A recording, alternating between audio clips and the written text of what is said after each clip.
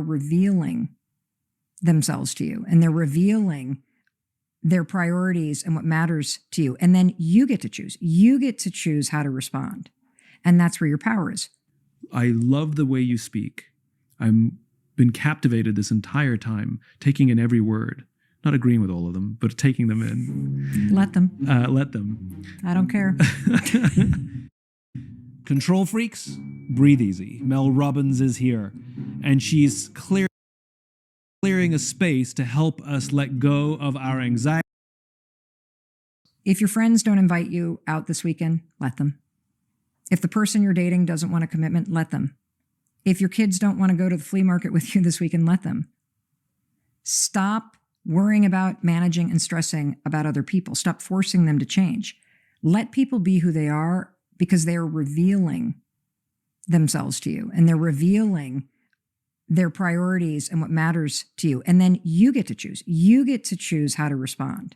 And that's where your power is. I love the way you speak. I've been captivated this entire time, taking in every word, not agreeing with all of them, but taking them in. Let them. Let them. I don't care. Control freaks, breathe easy. Mel Robbins is here, and she's clearing a space to help us let go of our anxiety and help all of us live our best lives. Mel has one of the most popular podcasts in the world, and she has a new book called The Let Them Theory, which is profound in the impact it's having in people's lives. Mel is a force of nature and one of my favorite guests that I've ever had on the podcast. This is a bit of optimism.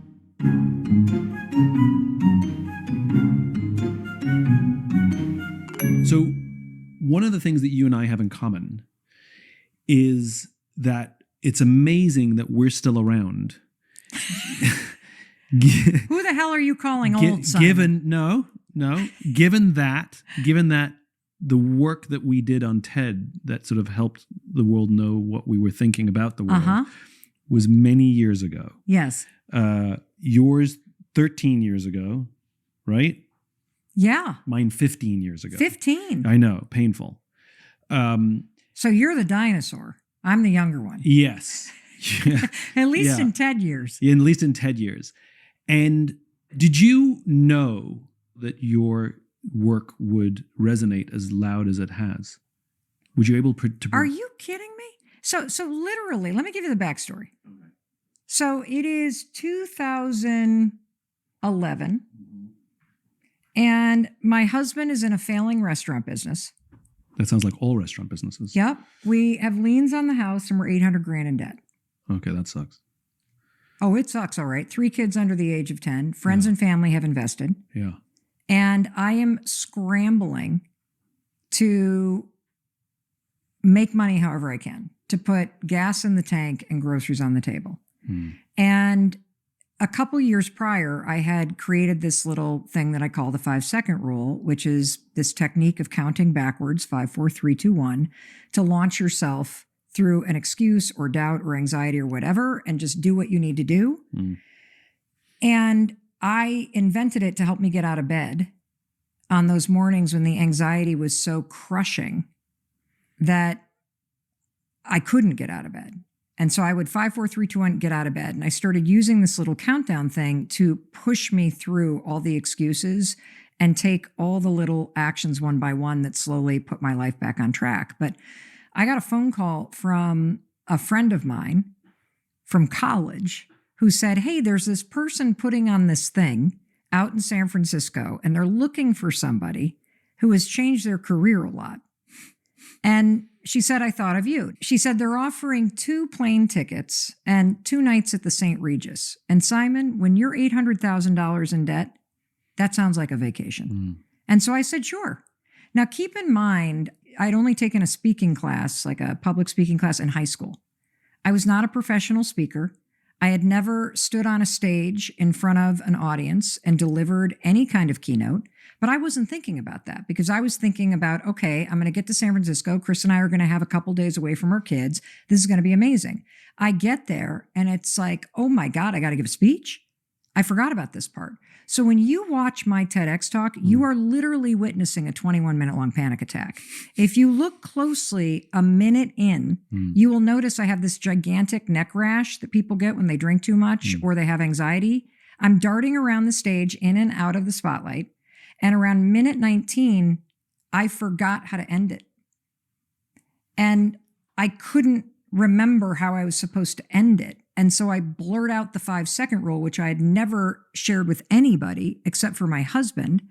And at the end of saying, oh, there's this thing I do, I call it the 5-second rule. The moment you have an instinct to act, you got to move within 5 seconds or your brain kills your motivation to act. Thank you very much. And then I said, and if you have any questions, here's my email address. And I walked off stage. And that was that. And a year went by. And then TEDx put it online. I didn't even know it was online. And another year goes by. So I'm now in my life. We're paying our bills. My marriage is back on track. I'm still using 5, 4, 3, 2, 1 in my own life. And all of a sudden, emails start coming in to that email address. And it's from people around the world who were using the 5, 4, 3, 2, 1 countdown technique to do amazing things. And I would stay up late at night after working all day answering strangers' emails because I felt this obligation to respond to people because they were using something.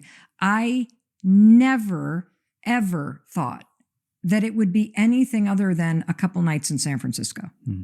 And I look back on it now, and I think there are these moments in your life when you look backwards where you say there was something so much bigger happening and I didn't realize it. And that was one of those moments. Well, it's an amazing thing because now the 5-second rule is a thing. Oh, it's massive. And the thing that I think is wonderful is you've contributed to the zeitgeist, like that people don't even know that it's you. It is I love that. It is now woven into the vernacular. And people recommend it to each other. They say it, they know what it is. And it doesn't matter if your name is attached to it. The point is you've made a contribution to people in a way that, like, the idea that you can mechanically produce something that will tap into the zeitgeist and take off, I think is false. I don't know if that's possible. And I think the things that your work, my work, they're accidents. They're accidents. They're, looking back, I think we can both say, I understand why it resonates because it was born out of reality. It wasn't born out of I read a thing in a magazine, It was born out of something you needed to do, something that you were struggling with, that clearly other people were struggling with the same thing. Yes. Which is, how do I motivate? How do I get out of bed? How do I do these How do things? I do the things I know I need to do, but I can't make myself do it? I don't want to do it. Yeah. And it's so obvious. It's kind of like a little kid standing at the deep end going, okay, 5, 4, 3, 2, 1, and you jump. I mean, it's the same thing. Yes. So the question where I started was, could you have predicted what has happened? I think you would have to be an arrogant sociopath to think. But looking back, you can understand it. Oh, I understand now. Yeah. But standing in that moment, I would never. No, but you can understand now why it connected. I do. And the reason why it connected is because there is so much information. Like, I personally believe that most people know what they need to do, or you're one Google search away from it. But there's not a lot of how. And for me, I'm fascinated by intellectual concepts and philosophy and all this stuff, but I don't know how to apply it. Like, I've always been the kind of person that wanted to let things go, but I never can because I feel like if I let it go, I'm admitting defeat. And so for me, the experience of sharing one simple thing that helped me during one of the hardest moments of my life, it taught me a number of things. Number one, absolutely everyone who is struggling, and at some point everybody struggles, everybody feels stuck, everybody feels lonely. You think you're the only one, and you're not. The second thing that it taught me is that in life, when things feel overwhelming and complicated, the more complicated the solution, the less likely it's going to work. You need something obvious and simple, because when you're already overwhelmed and stuck, you're missing hope. And you're also not able to leverage the full capacity of your brain because you're stressed out and you're overwhelmed and you're up in your head. And so the simpler the idea, the more likely you're going to be able to use it. And the third thing that it taught me is the extraordinary power of ignoring how you feel and forcing yourself to do something. All right, talk about that one more.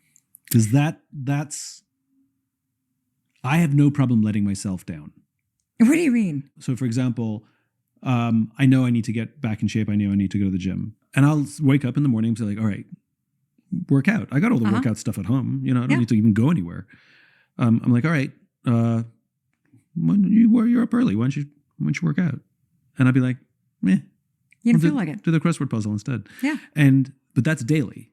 Yeah. You know, and I don't mind. Like, it doesn't bother me that I let myself down. Like, okay, I don't feel guilt, shame.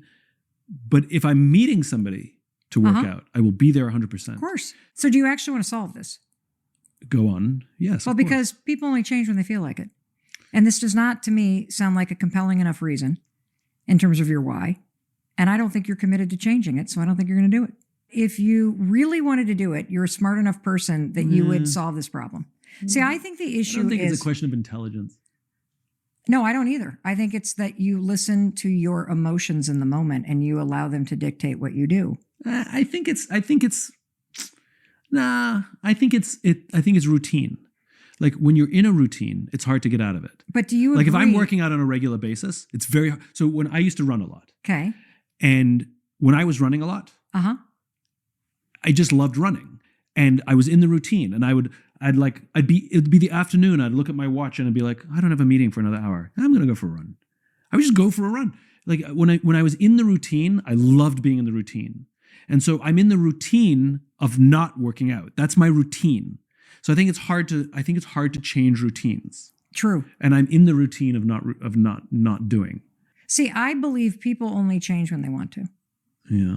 And that if you don't feel like doing something, you're not going to. And the truth is that waiting around to feel like doing this, or waiting around for you to be motivated or inspired to break your routine, that's not enough. Yeah. And it's not a matter of will, it's a matter of skill.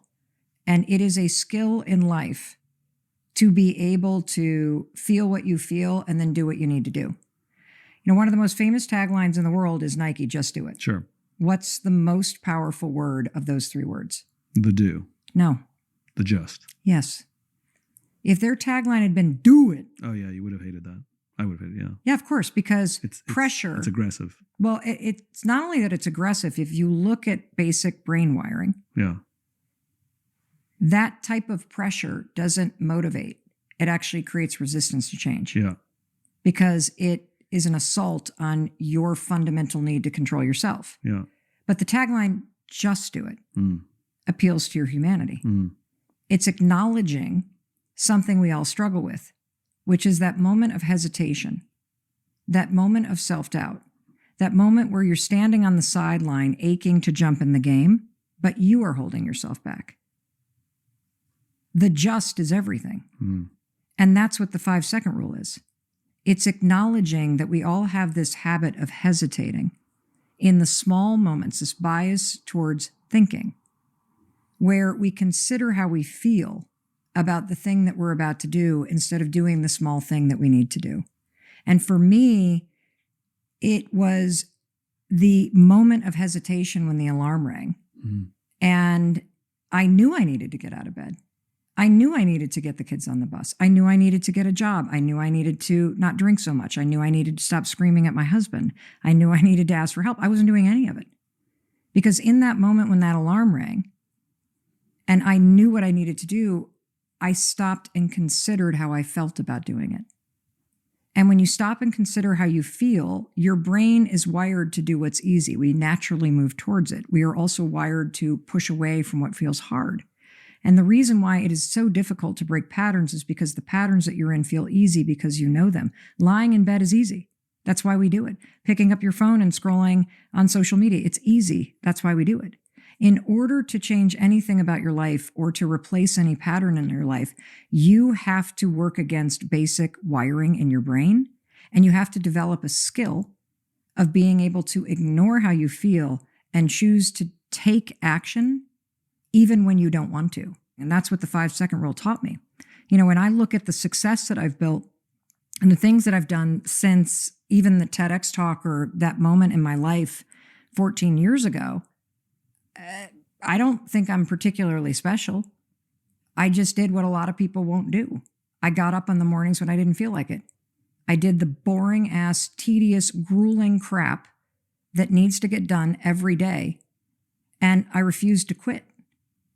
And it is a skill to learn how to feel what you're feeling and then align your action with the thing that you know you need to do that's good for you. Were you always like this? Were you always A-type, like in school? Like, what was your? Oh, I was a walking red flag for a long time. What does that mean? That means that I was like, I struggle with a lot of stuff. I think this is why I'm obsessed with helping. Like, it's why I'm obsessed with uncovering any kind of shortcut or any kind of knowledge or tool that can help you create a better life or solve a problem, because I spent so much of my life hurting myself or hurting other people because I just didn't know. I mean, there's so many examples of this, from trauma in your childhood to I had dyslexia and ADHD. I had no fucking clue I had those things. And part of the reason why I had no clue is because when they were researching ADHD in the 70s, they only looked at boys. And we now know that girls have ADHD just as much as boys. They just have the opposite symptoms. And if you're in a classroom and your brain doesn't learn the way that public school or whatever school is asking you to learn, if you don't address dyslexia, dysgraphia, ADHD, what develops on the surface is anxiety. So there are generations of women, I am one of them, who got diagnosed with anxiety in their late teens and early 20s, who were medicated for anxiety. The wrong thing. The wrong thing. Yeah. And I didn't discover that I had ADHD or dyslexia until I was 47 years old. And you want to know how I discovered it? I discovered it the same way the majority of women discover it. Because one of my kids was going through the process of getting evaluated by a neuropsychologist for school. And as I looked at his profile, I'm like, well, that looks like me. And then I went through it, and lo and behold, it explained everything. Mm-hmm. I didn't know. And suddenly knowing gave me a completely different vantage point about the things that I struggled with, about the things that I did that I regret, about the opportunities that I squandered. Mm. You know, I recently had on our podcast a really incredible guy by the name of Dr. Stuart Ablon.